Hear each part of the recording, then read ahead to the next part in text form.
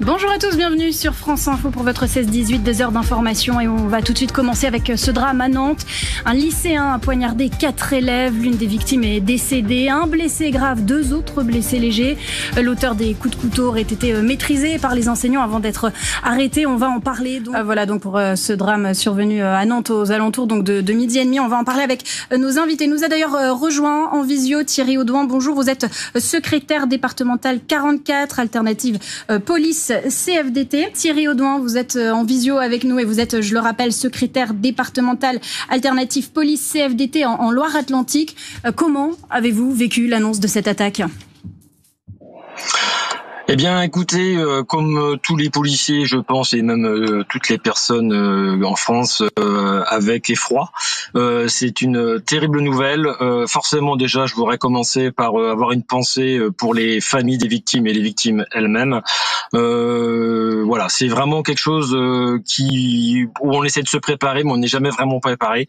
Et il y a toujours l'effet de surprise quand ça arrive, notamment sur une ville comme Nantes. Thierry Audouin, vous êtes donc en visio avec nous, secrétaire départemental 44 alternative police CFDT. Comment va se dérouler l'enquête effectivement à présent ?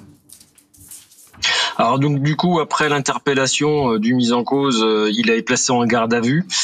Suite à ça, il a un certain nombre de droits et il sera notamment vu par un médecin qui va pouvoir dire si son état de santé est compatible avec une garde à vue ou pas. Et c'est ça qui va quand même énormément jouer sur la suite de l'enquête, parce que s'il était estimé comme étant dans un état psychiatrique qui ne permettait pas une garde à vue, dans ce cas-là, sa garde à vue sera levée, il serait placé en psychiatrie dans un premier temps et pour une garde à vue qui serait reprise ultérieurement. Donc là, c'est les premières heures qui vont être importantes, parce que c'est là qu'on va pouvoir savoir quel est son état d'esprit. Alors il semblerait qu'il soit mutique, donc forcément ça n'aide pas non plus pour avoir les premiers éléments. On sait qu'il aurait a priori envoyé un mail il aurait arrosé de mails l'ensemble des lycéens pour dire que il y avait un écocide et le monde était pourri, en gros, pour faire simple, ça serait à peu près ça. Donc voilà, ça permet déjà de se poser la question de son état psychologique et psychiatrique, et c'est ce qui va quand même influer sur le déroulement de l'enquête. Thierry Audouin, une question sur cet accompagnement des professeurs. On parlait donc de la préparation des professeurs, des équipes pédagogiques pour faire face à ces attaques. Est-ce que la police peut les aider et peut y contribuer ? Alors, on peut effectivement partager notre expertise et notre expérience dans la mesure du possible. Après, on peut pas tout prévoir. Le problème, c'est que on a tendance à vouloir attendre beaucoup de choses de la police. La police nationale, elle intervient, et là, vous avez vu, ça a permis notamment l'interpellation du mis en cause. On peut aider, on peut accompagner, on peut partager notre expérience, mais on pourra jamais tout prévoir, tout préparer. Thierry Audouin, secrétaire départemental de Loire-Atlantique d'Alternative Police CFDT, est avec nous en visio. Bonsoir monsieur, commence à poindre un débat sur l'intervention éventuelle des forces de l'ordre aux abords des établissements, et surtout sur cette idée que, comme les profs ne peuvent pas fouiller les cartables, eh bien, il y a une sorte de problème pour détecter la présence de couteaux dans les affaires des lycéens. Qu'est-ce que vous en pensez ? Bonsoir. Je voudrais d'abord avoir une pensée pour la lycéenne qui est décédée, et puis pour les autres qui sont blessés, et ainsi que leur famille. Après l'effroi de ce qui vient de se passer, effectivement, beaucoup de questions vont se poser. Effectivement, va se poser le cadre juridique du contrôle à l'entrée des établissements.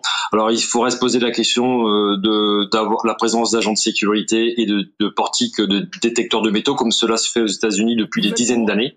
Donc, je pense qu'il va falloir se poser la question. Et puis aussi, c'est le problème de la psychiatrie en France d'une manière générale.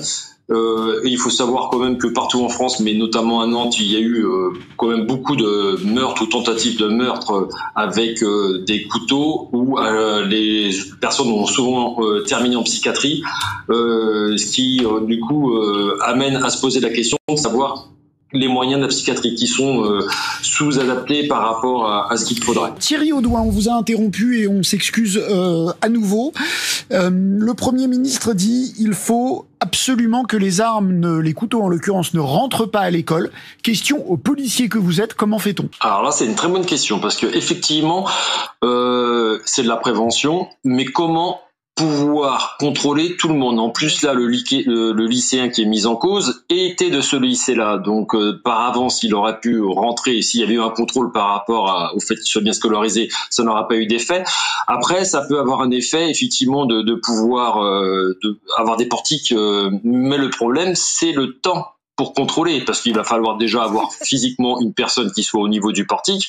Et quand vous avez des élèves qui rentrent en nombre, vous avez vu un peu les portiques dans les aéroports, vous avez vu les queues qu'il peut y avoir au moment du passage, ça me paraît très compliqué. L'idée me paraît bonne, mais après, concrètement, pour le faire, déjà, il faudra plus de moyens, et je pense que ça sera difficile à mettre en place. Je me mets à la place des parents qui nous écoutent. Ce que vous nous dites, c'est que, en gros, un portique, alors, on a regardé, ça coûte 100 millions d'euros. Non, c'est 100 000 euros. 100 000 euros, pardon, 100 millions. 100 000 euros par établissement. Parce que c'est Laurent Wauquiez qui avait fait cette proposition. Ce qui est évidemment énormément d'argent.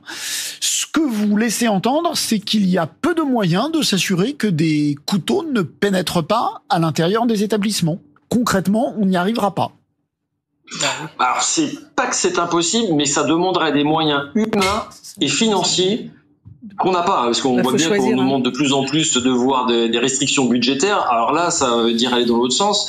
Et puis, pour pouvoir que ce soit très efficace, il faut que ce soit fait de façon méthodique. C'est ce qui se passe dans les aéroports. Et vous avez vu dans les aéroports, les temps d'attente que vous avez au niveau des portiques pour pouvoir passer, c'est très compliqué. Thierry Audouin, secrétaire départemental Alternative Police CFDT. On en revient toujours. C'est le Premier ministre qui l'a dit. Lui, il dit le principal est d'éviter que les armes rentrent. Je vous ai demandé comment on fait, vous m'avez dit c'est difficile. Hugues Poirier disait non, nous on n'est pas là pour fouiller les élèves. Est-ce que vous pensez que les professeurs doivent pouvoir eux aussi s'assurer que les élèves n'ont pas de couteau dans leurs affaires? Alors je comprends, c'est plein de bonnes intentions. Après, c'est le problème du droit que rencontrent tous les policiers. À savoir que si demain, ils avaient ce pouvoir de contrôle et pas de fouille d'ailleurs, vous vous retrouvez avec un premier problème. Les hommes ne peuvent contrôler que les hommes s'il y a une fouille. Donc ça veut dire qu'il faudra des personnels féminins pour les filles et des hommes pour les jeunes garçons. Donc ça, c'est un premier problème. Et après, vous avez le droit. Et effectivement, il faudrait déjà différencier la fouille du contrôle visuel des sacs qui passent au moment où les élèves passent. Et sans oublier un autre problème, c'est qu'un élève, la plupart des lycées comme des collèges d'ailleurs, ce sont pas des prisons, ce sont des lieux quand même relativement ouverts avec des grillages de clôture, ce qui veut dire qu'un élève peut très bien jeter un couteau par-dessus un grillage de clôture, passer le portique sans difficulté et après aller chercher dans les pelouses le couteau qui aura été dissimulé. Et comme l'a dit justement la personne avant moi, ça peut aussi tout simplement un ciseau, une paire de ciseaux, et ça, la paire de ciseaux fait partie de ce qu'a un lycéen. Il y a en fait le couteau est une arme, mais il n'existe pas que les armes, il y a aussi les armes par destination, et là, elles sont nombreuses. Suivre notre invité Thierry Audouin, il est secrétaire départemental Alternative Police CFDT en Loire-Atlantique. On a appris que Justin P avait 2 couteaux sur lui et une arme factice, dont un couteau de chasse. Comment est-ce possible? Que faut-il faire pour éviter que les armes blanches rentrent dans nos écoles? On parle de ce drame qui a suscité une grande émotion, des réactions politiques aussi. Bruno Retailleau qui dit que ce n'est pas un fait divers, c'est un fait de société. On voulait tout d'abord vous interroger sur la garde à vue qui a été levée. Est-ce qu'on sait comment elle s'est déroulée? Alors, en ce qui concerne la garde à vue, effectivement, alors ça fait partie un peu du secret de l'enquête, donc on va pas forcément aborder. On sait juste que, effectivement, au début, il était plutôt mutique et que le procureur de la République a annoncé le fait qu'il a été placé en psychiatrie vu son état psychologique. Voilà, c'est ce qu'on sait en l'état actuel. Mais état mutique donc au début de la garde à vue, avant qu'il ne soit donc interné en hôpital psychiatrique. Est-ce qu'on peut évidemment, sans rentrer dans le secret de l'enquête, est-ce qu'on peut dire pendant combien de temps il a pu être interrogé avant d'être transféré à l'hôpital? Alors j'ai pas de détails sur la durée de l'audition qui a pu avoir lieu. Ça reste des détails qu'on n'a pas forcément. Merci beaucoup pour ces dernières informations. On avait envie de vous poser cette question ce matin, Thierry Audouin. Est-ce que nos enfants sont encore en sécurité à l'école ? Alors, je pense qu'il faut quand même dire que les enfants sont encore en sécurité à l'école, même si effectivement on a une recrudescence d'actes violents, notamment d'attaques au couteau. Je pense que les enfants sont en sécurité. Maintenant, il faut prendre des mesures. Et moi, ce qui m'attire avant tout l'attention, c'est le problème de la psychiatrie en France. On voit que des jeunes ont des problèmes psychologiques et que la prise en charge, il semble qu'elle soit insuffisante. Donc, il faudrait peut-être se poser la question des moyens donnés à la psychiatrie en France. Alors prenons les choses dans l'ordre. Alors d'abord, c'est cet aspect que vous évoquez à l'instant autour de la psychiatrie. Ça, c'est c'est une tendance que vous constatez dans votre rapport à la jeunesse et lors de vos interventions. C'est ce qu'on constate par rapport à la jeunesse, mais pas qu'à la jeunesse. C'est pas d'aujourd'hui qu'il y a des attaques, notamment au couteau, mais pas que. Et vous avez des personnes qui, à l'issue, donc parce que là on parle de faits criminels quand même, de meurtre ou tentative de meurtre, suite auxquels les mises en cause sont placés en psychiatrie. Et c'est très souvent comme ça que ça se termine. Et en fait, on ne fait que constater que la prise en charge, elle n'est pas à la hauteur de ce qu'elle devrait être, avec des remises en liberté souvent précoces et une gestion très difficile, notamment pour les services de police. Thierry Audouin, évidemment, il faut s'attaquer aux racines du mal, ça on est tous d'accord là-dessus, mais il faut aussi une réponse plus rapide.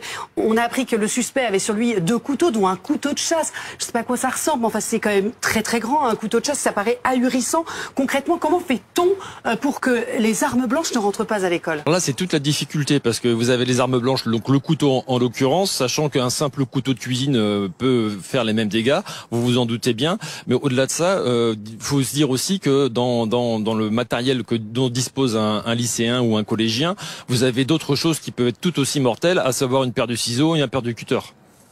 Est-ce que les fouilles... Donc c'est difficile. En fait, il n'y a pas de recette miracle. Mais est-ce que les fouilles à l'école, les fouilles des sacs, les fouilles des cartables, ça vous paraît une mesure jouable, facile à mettre en pratique? Disons que ça peut être un plus. Ça peut être quelque chose qui peut être mis à disposition du service éducatif, qui permet, en cas de doute, de questionner la personne sur la détention. Alors, une paire de ciseaux, c'est compliqué parce que ça fait partie, on va dire, du matériel du lycéen. Mais par contre, effectivement, si ça permet de découvrir peut-être un couteau, et là, rien ne justifie la présence d'un couteau dans les poches d'un lycéen ou d'un collégien. Donc ça, je pense que ça peut être un plus. Il y a un vieux serpent de mer qui revient aussi, c'est les portiques. Est-ce que c'est une bonne idée? Le problème du portique, c'est que c'est à ses limites.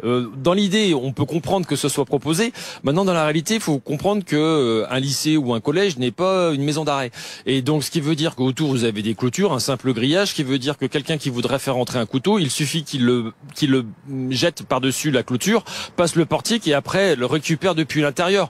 Donc, je me pose la question de l'utilité. Concrètement, sans compter que vous prenez l'exemple de l'aéroport, vous voyez bien que quand vous voulez faire quelque chose de sérieux, avec un portique, vous voyez les files d'attente qu'il peut y avoir dans les aéroports pour pouvoir passer ces fameux portiques. Je me demande comment ça pourrait être concrètement mis en application, sachant le nombre de collégiens ou de lycéens qui rentrent chaque jour et à plusieurs moments de la journée. Voilà, et accessoirement, il y avait quelques 2000 élèves dans cet établissement de Nantes. Merci beaucoup Thierry Audouin d'avoir été en direct avec nous.